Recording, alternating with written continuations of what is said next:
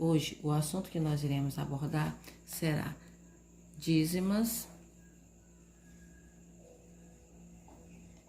periódicas.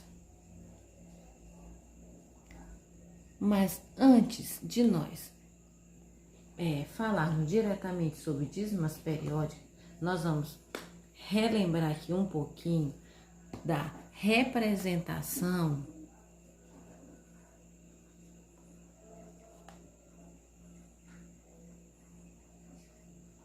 decimal. Nós vamos falar da representação decimal de quem? De um número racional, que foi o assunto que é o conjunto que nós estamos estudando. Então, quando se fala em representação decimal de um número racional, nós vimos que a representação decimal, ela pode ser finita e ela pode ser infinita. A representação decimal, ela pode ser finita e ela pode ser infinita. Um exemplo de representação decimal finita é quando eu coloco 2 inteiros e 5 décimos. Eu tenho um número decimal com representação finita. 0,5 ou meio, eu tenho um número com representação decimal finita. 1 inteiro e 25 centésimos. Eu tenho também um número com representação decimal finita, tem uma quantidade específica de elementos. Agora, quando a representação é infinita, o próprio nome diz, ela não tem fim. Por exemplo, eu tenho aqui, 2,333. Após a vírgula, tem um número que ele se repete infinitas vezes. Eu posso colocar 0,333. Aqui, esse número, ele se repete. Eu tenho aqui em cima uma representação finita e aqui eu tenho uma representação infinita. Essa representação infinita, ela é infinita e periódica. Nesse caso aqui, ela é infinita e periódica. Quando a representação decimal, ela é infinita e periódica, ela é o que nós chamamos de dízima periódica. Por que periódica? Porque após a vírgula, como foi colocado aqui no exemplo anterior, tem um número que se repete, tem esse número aqui no caso, que se repete, e esse número, ele é chamado de período. Então, o que é então uma dízima periódica? A dízima periódica é um número racional que apresenta uma representação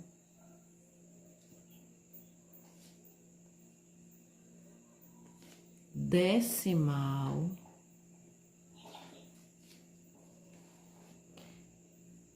infinita e periódica.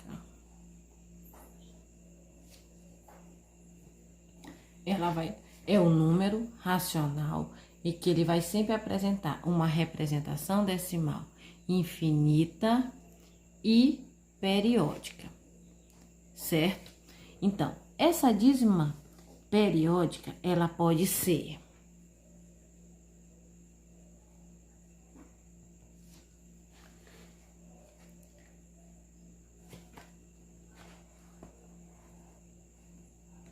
simples e ela pode ser composta. Dízima periódica simples. Quando o período que é justamente a parte que se repete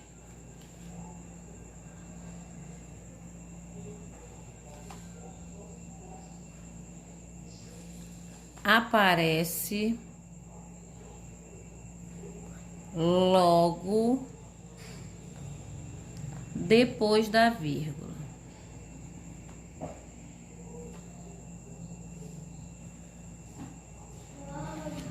Vamos ao exemplo.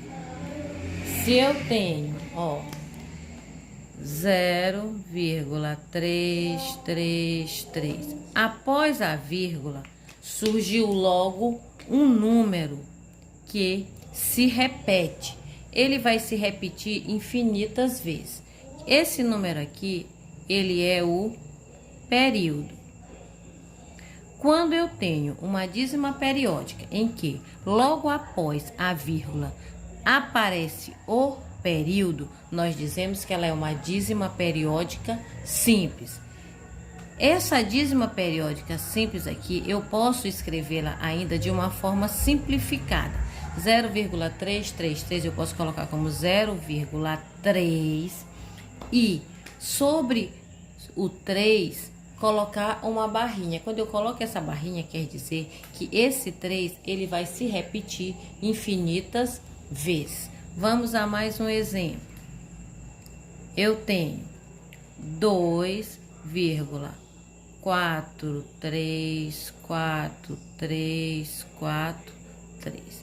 Nesse caso aqui, eu tenho uma dízima periódica também simples, só que essa dízima aqui, ela tem a parte inteira, que é o número que vem antes da vírgula, e tem também a parte periódica, ou seja, vem o período logo após a vírgula. Nesse caso aqui, o período ele é formado por 2 algarismos, mas continua sendo uma dízima periódica simples. Tem a parte inteira e tem o período. E eu posso escrever essa dízima periódica também de forma mais simplificada. É a mesma coisa que 2 inteiros, vírgula 43, passando uma barrinha sobre o 43, fica subentendido que esse 43 ele irá se repetir infinitas vezes. Ok? Agora, vamos para a dízima periódica composta. Quando é que a dízima periódica ela é composta? Quando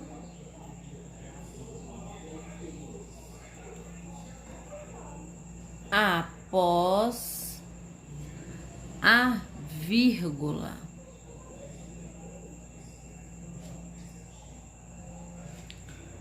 vem uma parte não periódica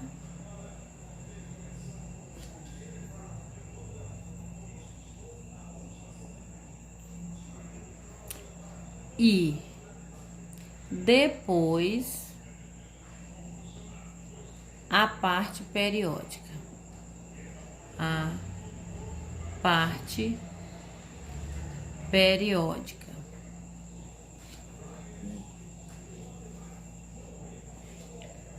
Olha, vamos aos exemplos.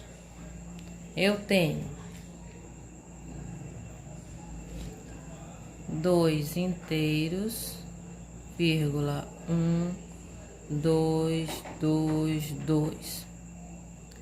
Por que que a dízima ela é composta? Porque aparece aqui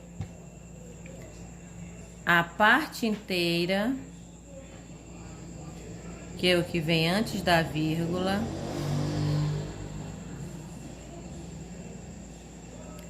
após a vírgula, que é esse número 1 aqui, é a parte não periódica,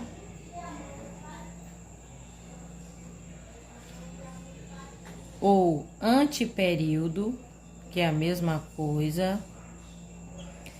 E logo em seguida aparece o período, que é justamente o algarismo que se repete infinitas vezes. A simples, ela tem apenas a parte periódica e a parte inteira. Há situações em que não tem parte inteira. Já a composta, ela vai ter após a vírgula sempre a parte não periódica ou antiperíodo e em seguida o período e também a parte inteira em algumas situações. Eu posso escrever essa dízima periódica composta também de forma simplificada. Eu vou ter 2,1 e 2 e a barrinha sobre o 2, porque o 2 é o período. Ok? Vamos para mais um exemplo sobre a composta. Eu tenho 0,2341414141. Nesse caso aqui, eu tenho uma dízima periódica composta. Por que que ela é composta? Olha só, vamos identificar o que que ela tem, ó. Ela não tem a parte inteira dela é nula, ou seja, igual a zero. Eu tenho a parte não periódica, ou o antiperíodo, que é 23, aqui é a parte não periódica. E nós temos também o período que é o 41. Na dízima periódica composta, nós temos a parte inteira ou não, a parte não periódica ou antiperíodo, que é a mesma coisa, que é um intruso. Esse termo aqui, ó, ele é um intruso, ele vem ficar bem aqui no meio, diferente dos outros, ele vem para complicar, não é? Então, tem essa parte não periódica, que é o intruso, o antiperíodo, e logo após vem o período. Como escrever essa dízima periódica na forma mais simplificada? 0,2341 e uma barrinha sobre o 41, que vai deixar subentendido que esse 41 ele vai se repetir infinitas vezes. Vou colocar mais uns dois exemplos aqui. Eu tenho 3,21, 21. Nesse caso aqui, como é que vai se classificar essa dízima? Eu tenho a parte inteira e após a vírgula eu tenho o período. Se após a vírgula vem logo o período, quer dizer que essa dízima ela é o quê? Uma dízima periódica simples. Por quê? Porque logo após a vírgula aparece logo o período. Mas se eu tenho, por exemplo, 3,7,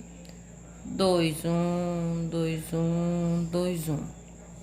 Eu tenho a parte inteira, eu tenho a parte não periódica, que é justamente esse intruso aqui, e eu tenho o período. Se tem o antiperíodo ou a parte não periódica antes do período, como é que é chamada essa dízima periódica? Lembram? Pois é uma dízima periódica composta. Ok? O que é uma dízima periódica?